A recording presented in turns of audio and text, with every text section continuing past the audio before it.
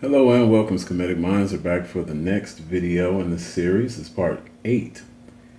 And the next argument we'll be covering is the country will go broke. So we pay these reparations out, the country will go broke, and it will be in absolute turmoil, but yet we have a national debt of $33 trillion and counting quickly. So already broke, but we can't afford any more. And again, we can spend money on, wars and everything else. So, counter argument 1.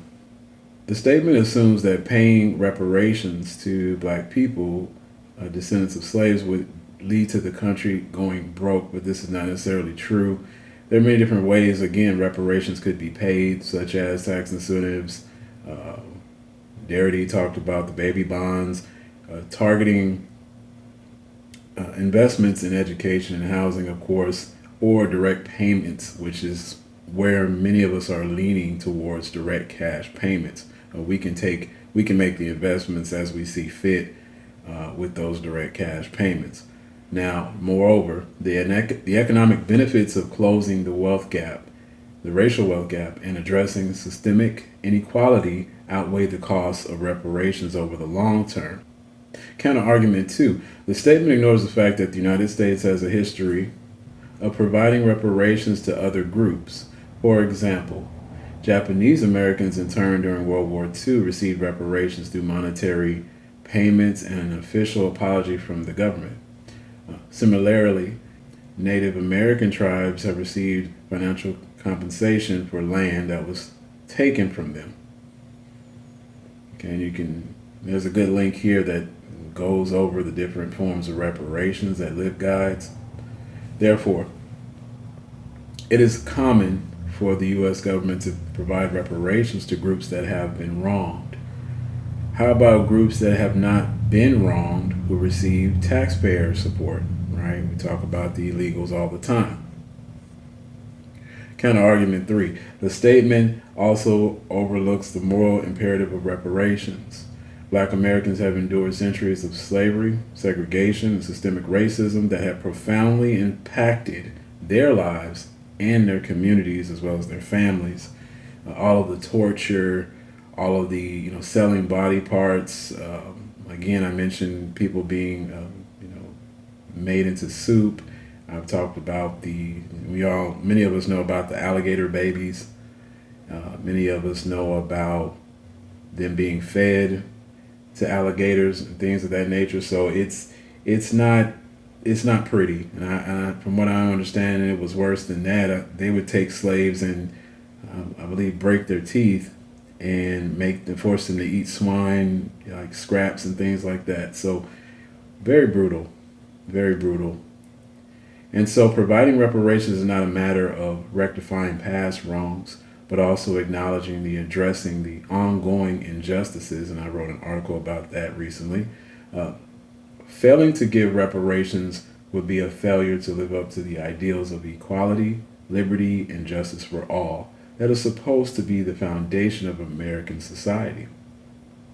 Okay, we want to right our wrongs so we can move forward boldly into a beautiful future where everybody has an abundance, and your best, some of the most hardest working people are foundational Black Americans, and we have that in us, right? And so liberating and empowering Black Americans will bring back America. Marcel, who's running a campaign, he talks about, he has a good slogan, and that is repair Black America to fix America.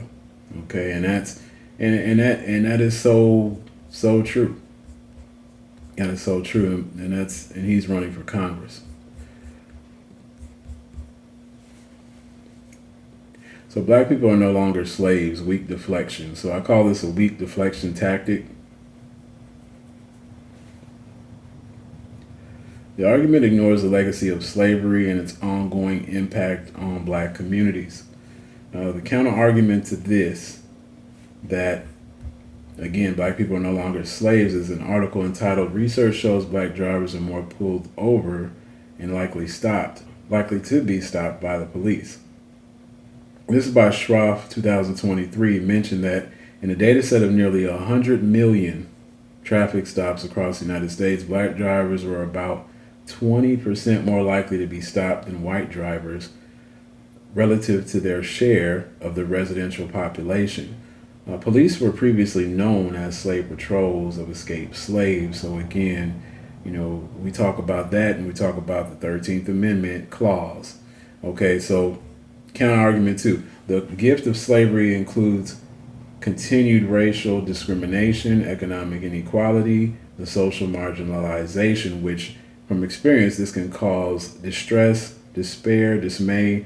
It can cause you to want to quit. It can cause you to want to give up, and trigger those thoughts of worthlessness, and even push you to the point to thinking about suicide. If you and I'm noticing the rates of suicide within the younger demographics within the black community. From what I've researched, the suicide rates are exponentially high, which is dangerous. Okay, we want to create a more equitable society, so that way the youth feel as if they have a future. Okay, because many of them feel like their future is being robbed at this moment. And money lack of money and lack of resources can cause you to think a lot of things. It can mess with your mind, because you just want to. In your mind as a black man, you want to you have a natural inclination to want to provide, and if that's kind of taken away from you, it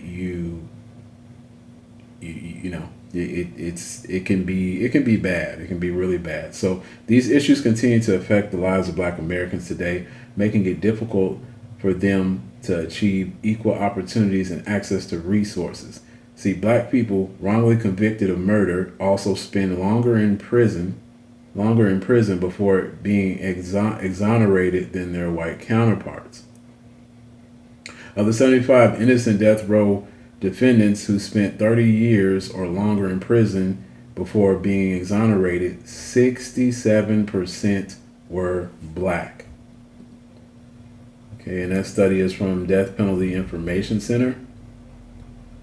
It's an interesting study, a report.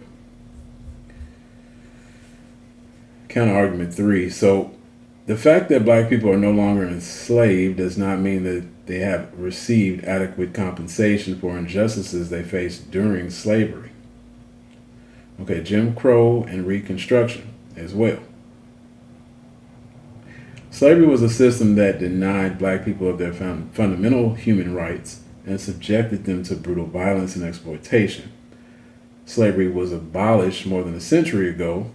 There has been no comprehensive effort to address the harm that was done to black communities through reparations or restitutions, which is an ongoing thing, right? We would not only need reparations, but we would need ongoing support. So, how do you manage the funds that you receive, et cetera, et cetera.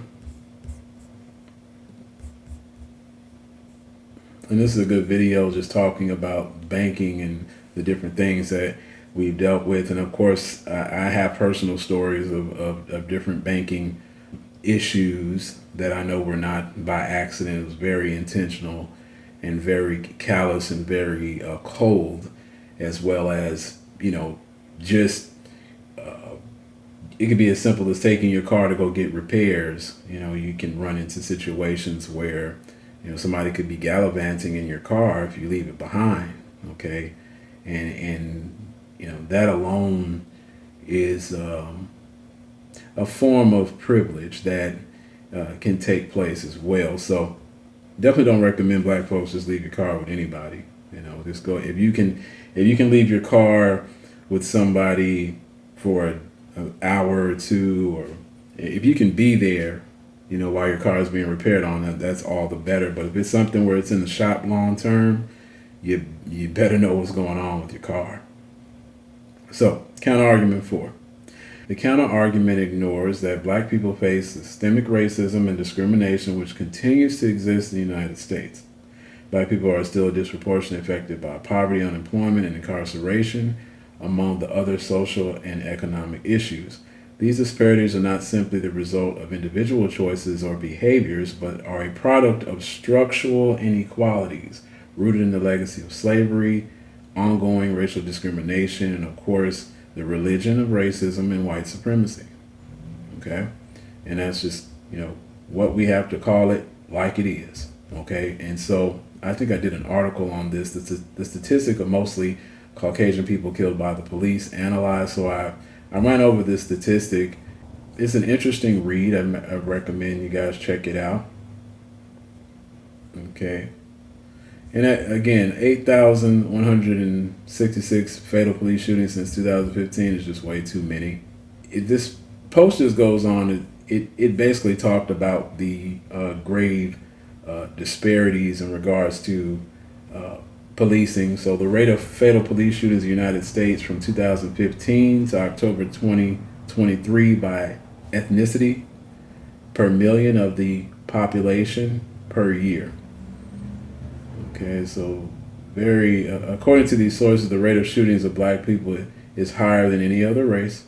Granted, the number of killings is predominantly white, but there is a higher chance of being killed if you possess more melanin or you're black. So we don't want to negate. So rest in power to anybody who's lost anybody, but when it comes to this statistic with policing, you have a higher chance of an escalation event. Okay, if you're black, it's just plain and simple. The stats are there. So how badly are black people treated in the country that foundational black Americans built? Well, Housing and Urban Development's 2021 annual homelessness assessment report to Congress found that black people accounted for 40% of 550,000 reported individuals experiencing homelessness in the country, despite composing only 13% of the U.S. population.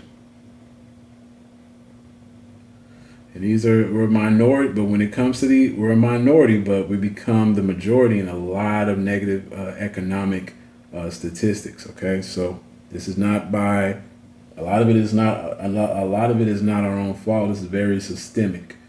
Okay, and factor in racial discrimination in hiring. Even if you do get hired, a lot of times, you get into the workplace and, people begin to show their bias and they look at you as someone that is coming in. And let's say you're one black person that's coming in and you have a lot of non-black coworkers. What can happen a lot of times is people will look to find something negative within you to be able to form their confirmation bias. I need to find something that confirms that this person is some type of threat or some type of problem, right? Because in the systematic way, if you do well or better than me, or you're one less black person I got to worry about competing for or against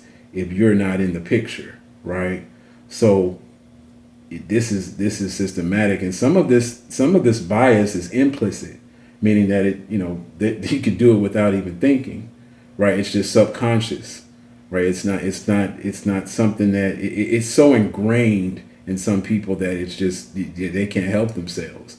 And this is why it's good that you have companies today that put a focus on understanding these different concepts to be able to help others understand who they're dealing with in the workplace environments. So in our next video 9 will be the argument number 6. What about the non-blacks who live in poverty? So you got other non-blacks that also live in poverty. What about them? Again, another deflection tactic.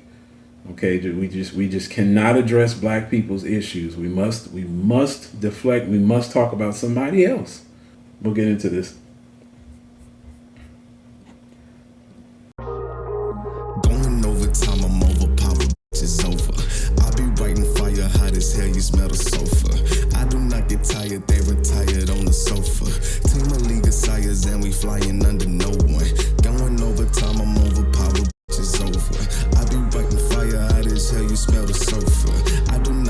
quiet, they retired on the sofa. Team of League of Sires and we flying